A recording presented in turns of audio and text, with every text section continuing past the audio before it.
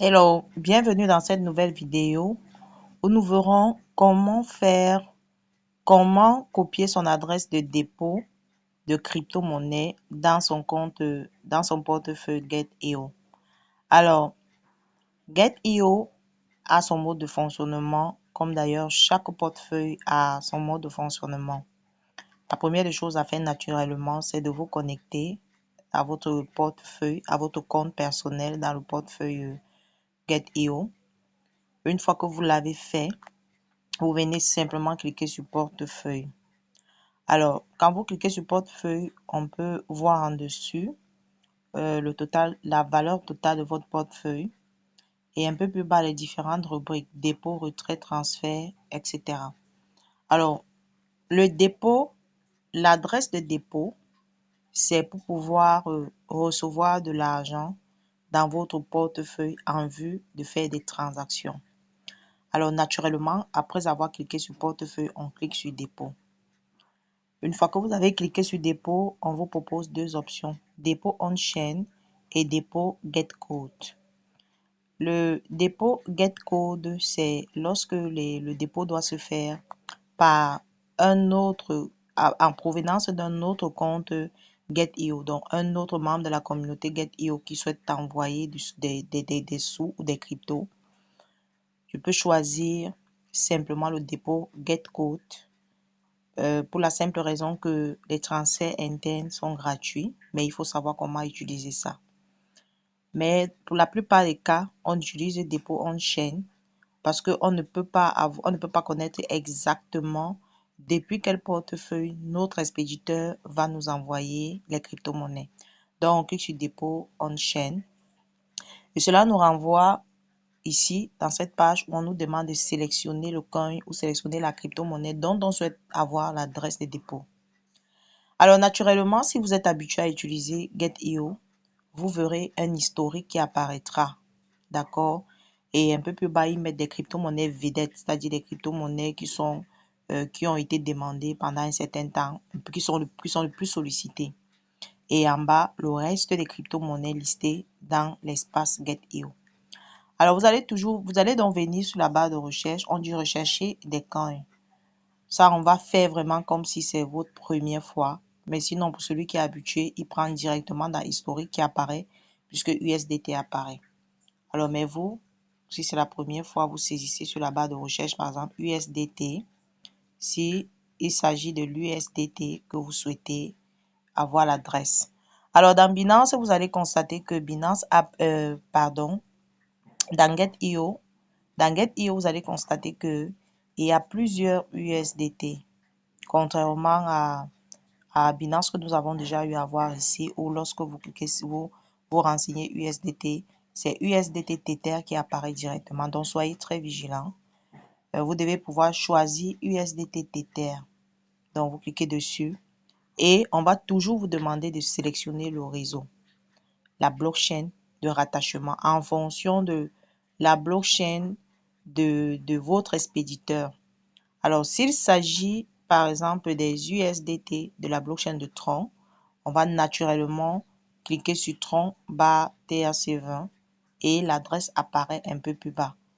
Avant de copier l'adresse, toujours et toujours vérifier les conditions. Dans Get.io, par exemple, le minimum de dépôt en termes des USDT TRC20, c'est de 0,0001 $. Donc, si vous envoyez ici moins cette valeur, vous ne recevrez rien. Mais comme c'est vraiment très réduit, naturellement, même si vous déposez 1 $, même si on vous dépose 1 $, vous allez recevoir 5 $, vous allez recevoir, etc., etc.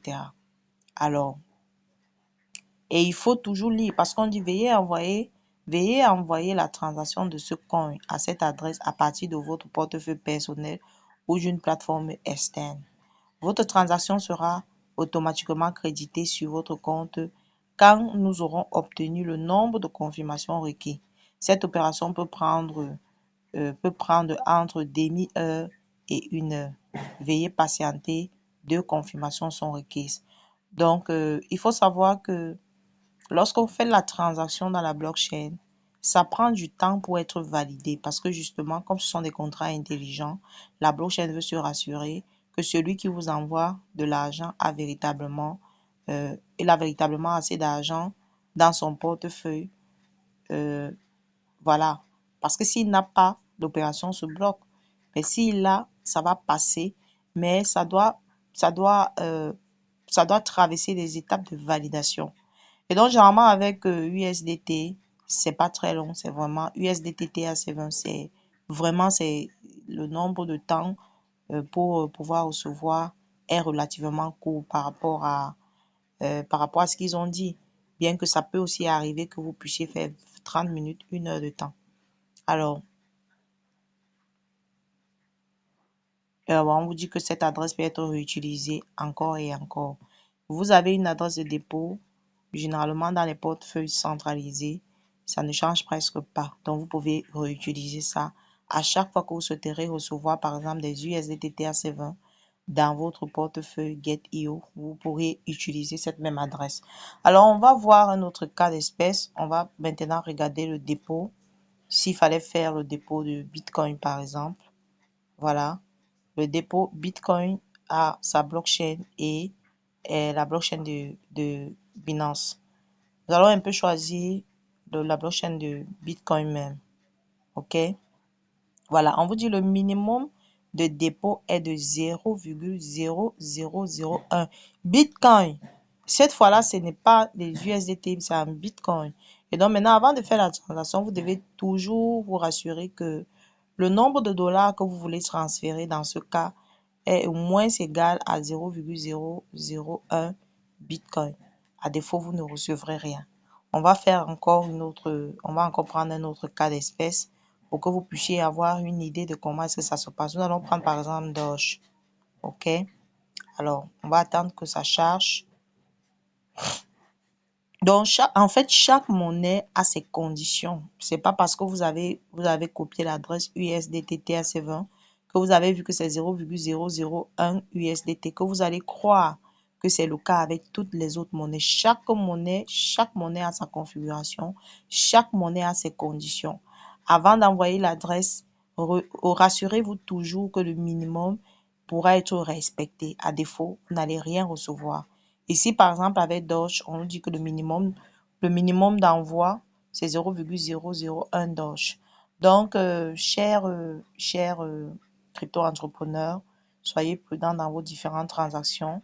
Lorsque vous voulez envoyer des adresses, rassurez-vous toujours que votre expéditeur va vous envoyer le minimum requis, le minimum le montant minimum ou alors supérieur aux exigences de la plateforme crypto que vous utilisez.